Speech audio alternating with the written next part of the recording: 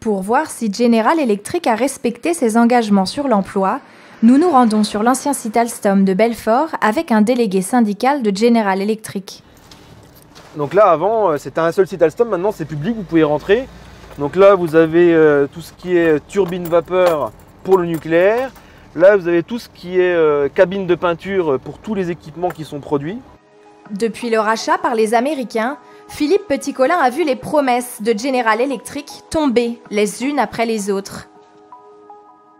Là en face, vous avez le centre technologique qui a été construit pour General Electric, où on devait embaucher des centaines d'ingénieurs hautement qualifiés. Et ce bâtiment est maintenant vide suite au plan social. Et il a été construit avec quel argent? Alors, l'argent du contribuable du Nord-Franche-Comté de Belfort et du Grand Belfort. En effet, la construction de ce bâtiment flambant neuf voulu par les Américains a été en partie financée par de l'argent public. Comme Philippe Petit-Colin, Sébastien Provent a mal vécu l'arrivée des Américains. En fait, la descente aux enfers, c'est après les belles images de GE, la belle propagande, on se rend compte que tout est fait pour être sabordé. Donc ça veut dire qu'on réorganise tout.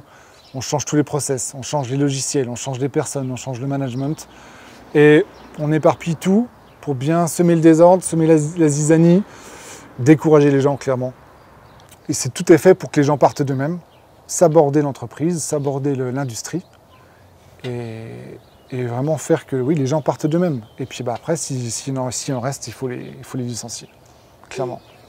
Le 28 mai 2019, General Electric annonce la suppression de 1050 emplois, dont 800 dans la branche turbine à gaz, soit la moitié des effectifs restants. Or, d'après le maire de Belfort, Damien Meslot, l'annonce de cette mauvaise nouvelle aurait été reportée 48 heures après les élections européennes sur une demande de l'Élysée. Quand le plan de suppression d'emplois devait être annoncé, c'était juste avant les élections européennes. Emmanuel Macron a demandé à ses amis de General Electric de l'annoncer après les élections européennes. On a d'ailleurs acheté une page dans les grands quotidiens régionaux et nationaux pour le dénoncer. Et 48 heures après les élections européennes, le plan a été annoncé. On voit bien que là encore, il y a eu une manipulation. Vous savez, les ouvriers ne sont pas dupes. Lorsqu'il y a eu les élections municipales, il y a un endroit qui s'appelle les cités ouvrières de l'Alstom. La candidate macroniste a fait 3% des voix. Fin septembre 2020, suite à l'annonce d'un énième plan social, une manifestation est organisée à Belfort. Sébastien Provent y défilera avec un déguisement bien choisi. Donc je me suis habillé en la mort pour représenter la mort qui fauche tous ces emplois et donc tous ces foyers, toutes ces familles qui vont être brisées sur le territoire de Belfort.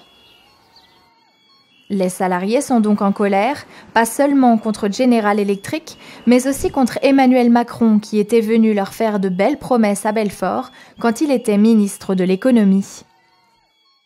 Belfort a un avenir industriel et que cet avenir industriel, il fait partie d'abord des engagements qui ont été pris de part et d'autre par Alstom, par General Electric, et de ces engagements qui sont suivis par le gouvernement et les pouvoirs publics de près, et aussi de l'engagement de l'ensemble des pouvoirs publics et des entreprises françaises sur le site de Belfort. Et il rajoutera « Je reviendrai régulièrement car la vie économique, ce n'est pas faire des annonces un jour et s'en désintéresser le lendemain. » Il est venu à Belfort en 2015 pour dire que le projet de rachat était magnifique et que Belfort allait devenir la centrale, le centre mondial de l'énergie, etc. Et depuis, c'est tout le contraire qui s'est passé et on ne l'a pas vu. Devenu président, Emmanuel Macron est pourtant revenu dans la région en 2019, mais en toute discrétion.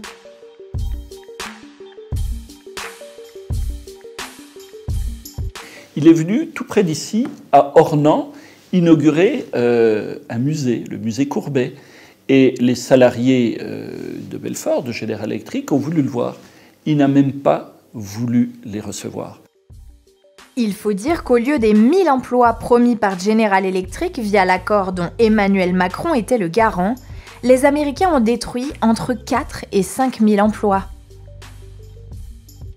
Concrètement, dans le quotidien, ce sont des familles qui partent. parce qu'ils vont chercher de l'emploi ailleurs. Ce sont des maisons qui se vendent, des appartements qui se vendent, ce sont des commerces qui ont plus de difficultés. C'est tout cela, ce sont des classes qui ferment parce que les enfants s'en vont en suivant leurs parents. Avenue Jean Jaurès, l'une des principales artères de la ville, de nombreux commerces sont fermés.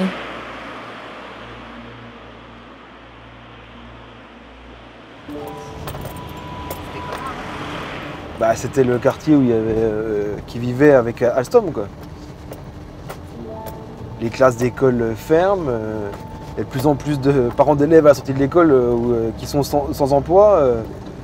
Il y a un appauvrissement de la population, quoi.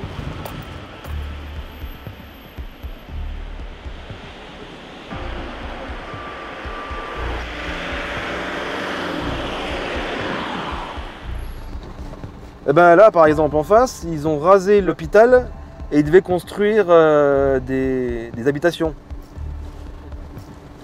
Mais il n'y a personne pour les acheter, les habitations, quoi.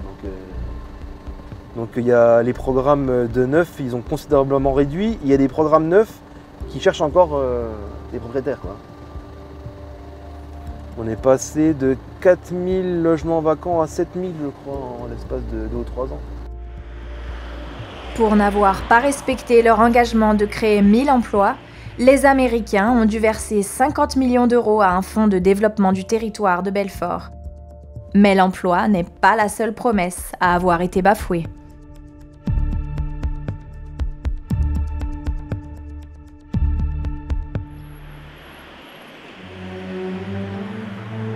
Revenons au contrat signé par Alstom, l'État et General Electric en novembre 2014.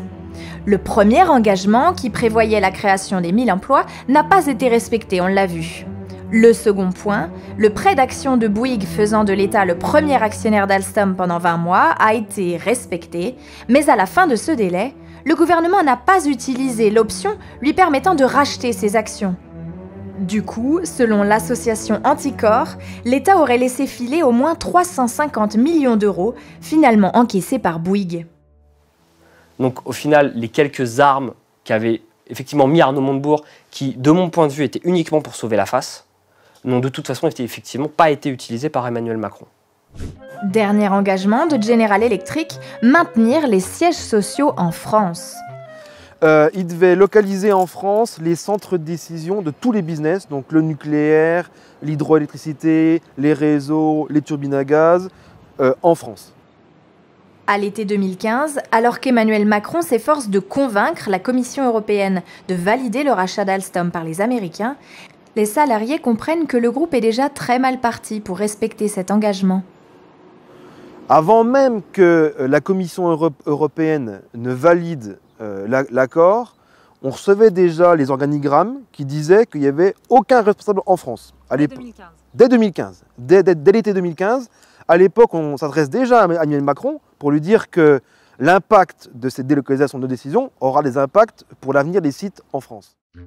À l'époque, le syndicat CFE-CGC liste les directions installées en dehors de l'Hexagone, comme aux États-Unis ou en Suisse, et se demande où sont ceux qui sont restés en France. Dans un courrier adressé au service d'Emmanuel Macron en octobre 2015, le syndicat tire la sonnette d'alarme. Tout nous laisse à penser que les centres de décision vont quitter la France avec les conséquences graves pour le personnel en place et extrêmement préoccupantes pour le savoir-faire et l'indépendance énergétique de notre pays. Mais ce courrier n'aura aucun effet. Donc dès le démarrage, personne ne respecte rien, l'État au courant et l'État ne fait rien. Pire, 4 ans plus tard, un peu par hasard, l'intersyndicale découvrira qu'à Bercy, les services de Bruno Le Maire n'ont pas surveillé que les centres de décision étaient bien restés en France.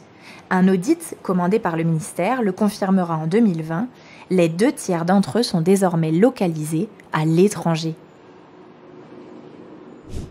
Pour les réalisateurs du documentaire Alstom Guerre fantôme, l'inaction de l'État est une faute politique majeure. Ils négocient d'avoir des retours et des garde-fous, mais on ne sait même pas s'il y a vraiment quelqu'un à l'arrivée au poste, quoi. Est-ce que le type était à la cafette? On ne sait pas. Une faute qui s'expliquerait notamment par l'aveuglement d'une partie des élites françaises vis-à-vis des États-Unis. Il y a vraiment une génération qui est enamourée, mais sincèrement, de l'Amérique et qui n'envisage pas qu'on puisse avoir des relations conflictuelles avec eux. Qui n'envisage même pas que les deux puissent être possibles. D'ailleurs, un pays, il coopère et en même temps, il est en compétition. Enfin, c'est toujours simultanément les deux. Mais finalement, dans cette affaire, on ne peut pas reprocher aux Américains de défendre leurs intérêts. Nous en sommes victimes, mais à la limite, on peut dire qu'ils sont très astucieux. Ils ont une stratégie, ils ont des moyens, ils ont des outils, ils les déroulent et ils laminent tout ce qui est en face. Et finalement, les vrais responsables, ce sont nous. C'est la France et c'est nos dirigeants politiques. Mais je crois, vous savez, les Américains se disent ultra-libéraux, mais dès que les intérêts de l'Amérique sont en jeu, ils deviennent très conservateurs et ils font attention à avoir un protectionnisme pour protéger les intérêts américains. Eh bien, je pense qu'en France et en Europe, on devrait avoir cette même stratégie. Oui à la liberté économique, mais d'abord les intérêts de l'industrie française. Impréparation de l'État, manque de suivi, naïveté vis-à-vis des Américains, il ne manquait plus qu'un ingrédient pour faire d'Alstom un scandale d'État. Retrouvez la suite de cette enquête sur notre chaîne YouTube ou directement à la fin de cette vidéo. Off Investigation, c'est des documentaires que les chaînes n'osent plus produire. Grâce à vous, notre liberté éditoriale est totale. Vos dons nous permettent d'enquêter et de révéler en vidéo à des millions d'internautes les coulisses d'un monde qui dérive trop souvent à l'abri des regards. Aidez-nous à déverrouiller l'information. Faites un don.